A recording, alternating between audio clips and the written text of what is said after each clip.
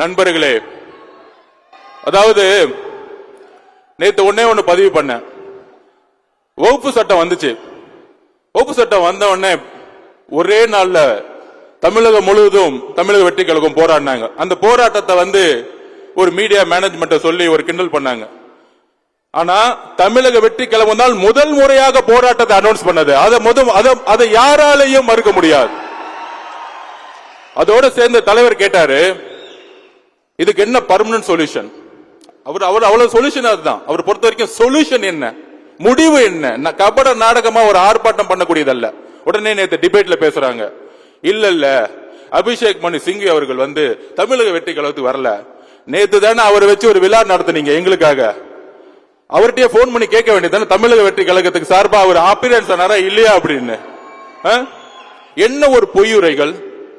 கடுமையாக அந்த 10 நாட்கள் அந்த போராட்ட உணர்வோடு இஸ்லாமிய தோழர்கள் இந்த வக்பு சட்டத்தை சொத்துரிமையை பாதுகாப்பதற்காக போராடி அதை திரு மதிப்புக்குரிய சிங்வி அவர்களுடைய வச்சு ஒரு ஆர்குமெண்ட்ல நம்ம யாரையும் குறை சொல்லல, எங்களுடைய உண்மைத்தன்மை நாங்க விளக்குறோம்.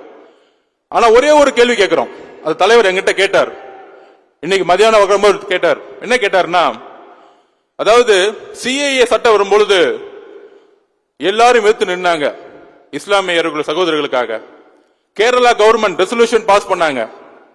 கேரளா கவர்மெண்ட் ரெசல்யூஷன் பாஸ் பண்ணி என்ன பண்ணாங்கன்னா, இமிடியேட்டா சுப்ரீம் கோர்ட்ல கேரளா கவர்மெண்ட் கேஸ் ஃபைல் பண்ணாங்க அந்த சட்டத்துக்கு எதிராக. இங்க ஒரு கபட நாடகம் ஆடக்கூடிய ஒரு ஆட்சி இருக்கு.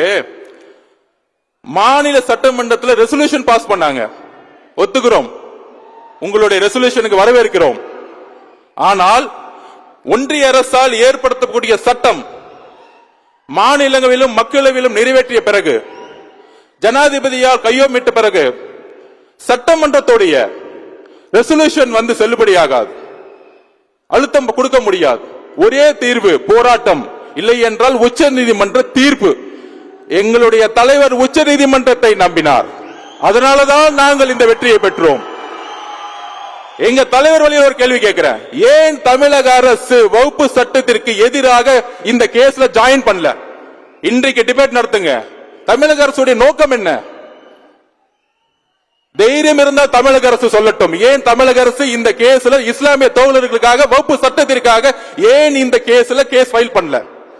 தமிழக வெற்றி கழகம் தான் உண்மையான எதிர்க்கட்சி. எங்கள் தலைவர் தான் இன்றைக்கு உண்மையான எதிர்க்கட்சி தலைவர். 10 மாதம் நீங்கள் ஒரு மிகப்பெரிய எதிர்க்கட்சி தலைவர்களை பார்ப்பீர்கள். எங்கள் தலைவர் மூலியமாக உங்களுடைய கபட நாடகத்தை எங்கள் தலைவர் தோலுரித்து காட்டுவார். இந்த கேள்விக்கு இன்னைக்கு தமிழக அரசுக்கு பதில் சொல்ல தயாரான்னு இன்னைக்கு ஈவினிங் டிவில பார்ப்போம்.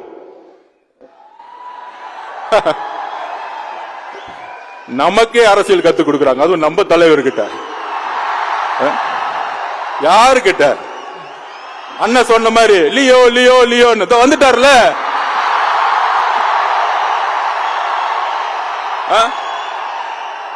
ஏன் வரல? கோயம்புத்தூர் 2 நாள் என்ன ஆச்சுன்னு பாத்தீங்கல்ல? பாத்துக்கோங்க.